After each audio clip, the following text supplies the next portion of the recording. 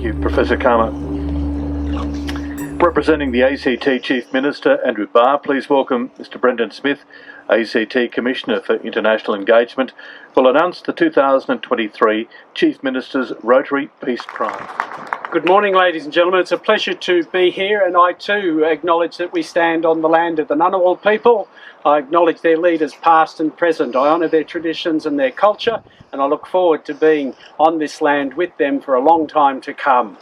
Ladies and gentlemen, I'm here because the Chief Minister unfortunately is away, so I get the honour, which is a great pleasure for me. So please, all of you, if you would accept the apologies of the Chief Minister, this is his award that I'm about to name and give, and he is very proud that we as a jurisdiction make this award every year. Many jurisdictions measure their progress by the numbers. State final demand, GDP, balanced budgets, but people aren't numbers. And if you go back to when Simon Kuznets invented GDP in 1930, he said, for God's sakes, don't use this as a measure of social progress. 25 years later, he recanted because American growth and social progress covered the same curve. And he said, oh, well, maybe it does. So we've used GDP as a false measure. GDP is about the numbers. Well-being is about people and their outcomes. And the ACT government is very proud to now in its budget have a well-being budget that measures the progress of us as individuals, as human beings, in equality, in equity and inclusion. And I think that's what today is about. It's about the ability of everyone in the world to be able to be included peacefully. The 2023 Chief Minister's Rotary Peace Prize is awarded to Susan Hutchinson.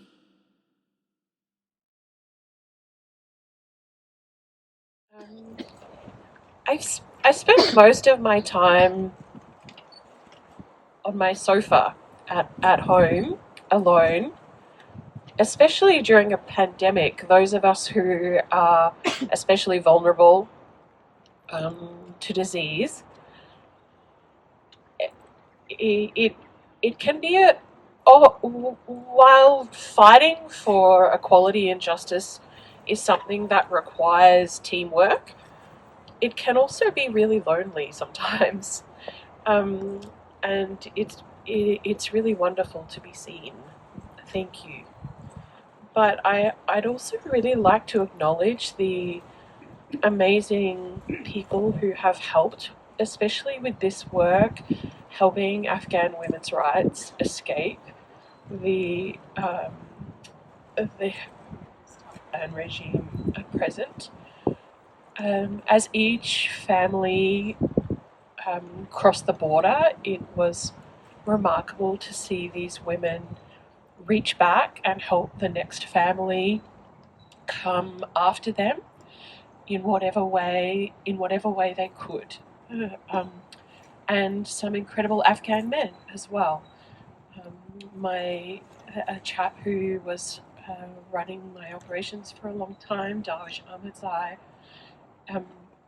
but also women like Fatima and Shema, and some incredible women's rights defenders who continue to try and help the women who remain stuck in Afghanistan under a gender apartheid regime where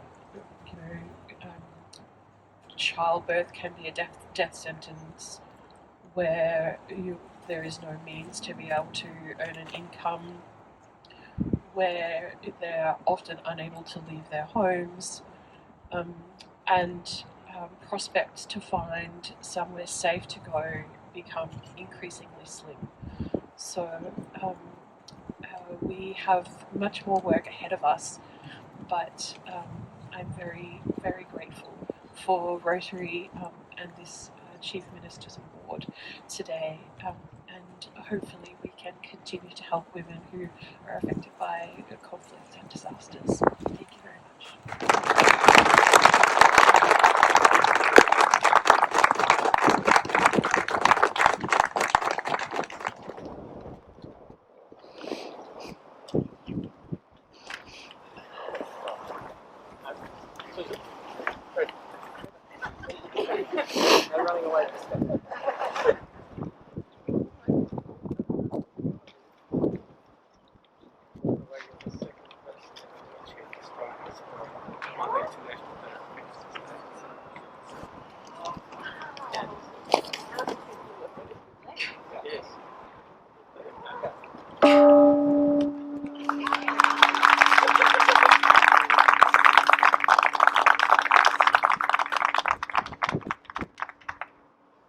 Thank you, Suzanne.